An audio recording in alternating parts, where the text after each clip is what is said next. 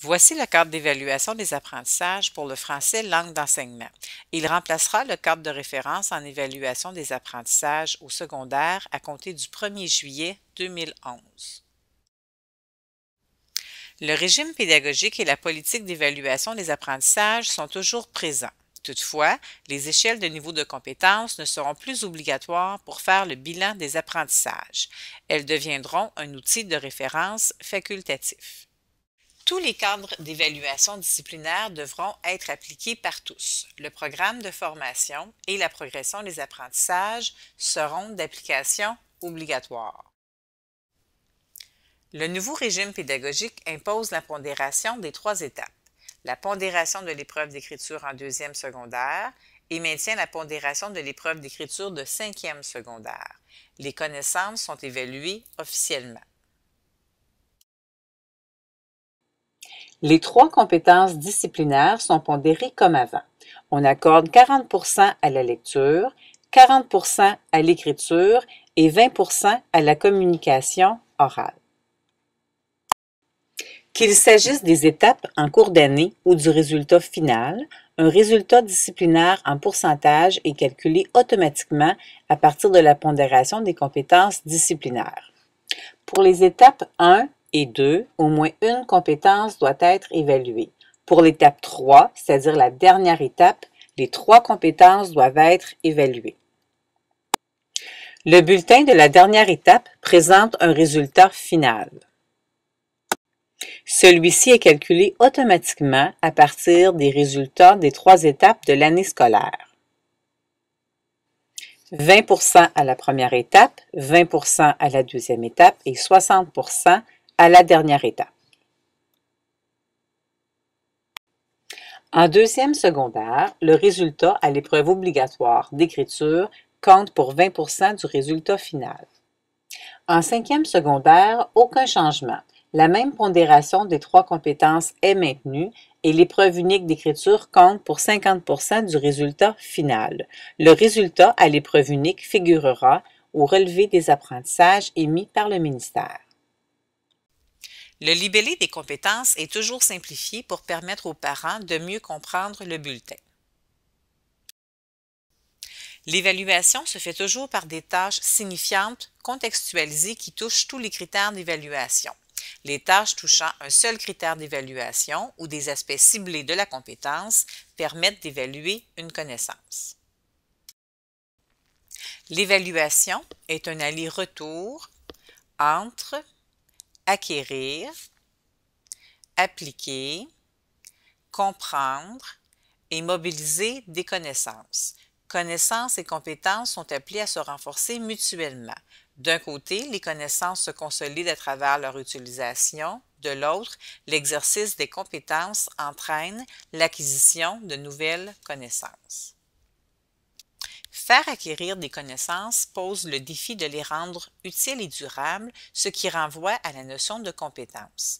On est assuré de l'acquisition d'une règle de grammaire seulement quand elle est utilisée de façon appropriée dans des textes et des contextes qui vont au-delà de l'exercice répétitif et ciblé.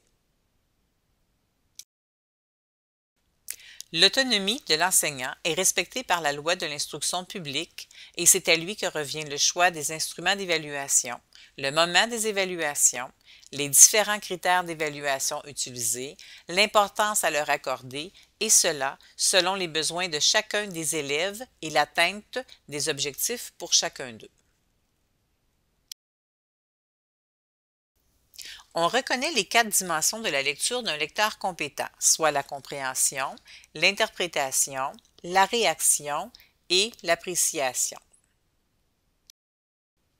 Le dernier critère, recours à une démarche et à des stratégies appropriées, doit faire l'objet d'une rétroaction à l'élève, mais n'est pas utilisé dans les résultats au bulletin. La maîtrise des connaissances ciblées par la progression des apprentissages est un nouveau critère d'évaluation. On retrouve les manifestations observables pour chaque critère en annexe. En avril, il y aura une présentation dynamique en version électronique avec explicitation accessible par un clic sur le critère à consulter sur le site du MELS et la communauté des enseignants de français. On retrouve les critères d'évaluation habituels pour la compétence écrire des textes variés, avec le dernier critère faisant l'objet d'une rétroaction à l'élève et le critère de maîtrise des connaissances. La même mise en page est utilisée pour cette compétence disciplinaire avec les manifestations observables. À l'oral, les critères d'évaluation ne sont plus séparés en situation d'écoute et en situation de prise de parole, les deux types de situations de communication orale. Toutefois, l'élève doit continuer à développer sa compétence d'auditeur ou de locuteur. Il y a fusion de certains critères d'évaluation pour les enseignants du premier cycle du secondaire. Le premier critère est la fusion de compréhension et interprétation. La réaction est un nouveau critère au premier cycle, tout comme le jugement critique au premier cycle du secondaire. L'utilisation d'éléments verbaux appropriés englobe les éléments paraverbaux et prosodiques. Il faudra donc revoir nos grilles d'évaluation de la compétence à communiquer oralement. La progression des apprentissages est un complément au programme de français en apportant des précisions sur les connaissances que les élèves doivent acquérir et être capables d'utiliser à chaque année du secondaire. C'est un portrait précis du travail à mener chaque année.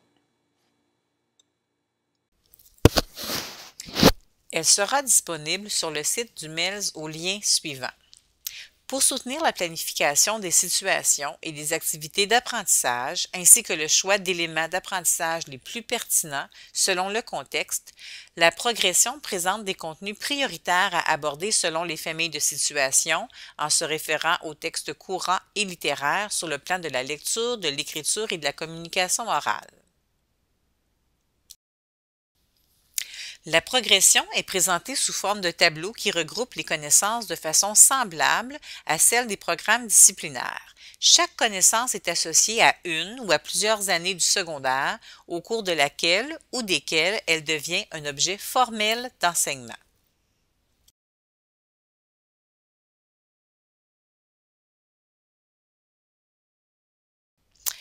Une légende accompagne la progression. La flèche indique que l'élève amorce un apprentissage avec l'intervention de l'enseignante ou de l'enseignant qui le sensibilise à un phénomène. L'étoile indique que l'élève fait un apprentissage systématique du phénomène à connaître et à maîtriser à la fin de l'année scolaire. L'espace grisé indique que l'élève transfère la connaissance dans des contextes équivalents et plus complexes, éventuellement.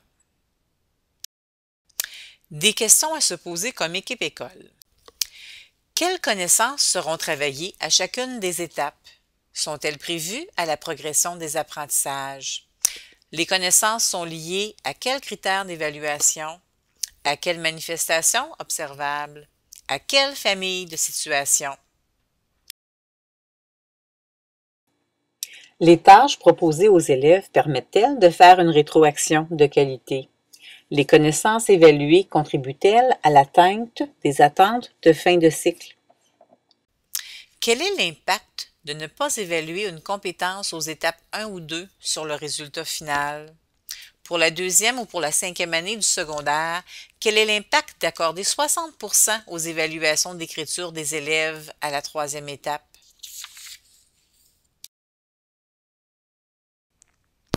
Pour de plus amples informations, vous pouvez toujours communiquer avec nous, les conseillères pédagogiques, Nathalie Nicole Deneau au poste 2107, Christine Marleau au poste 2083 ou par courriel.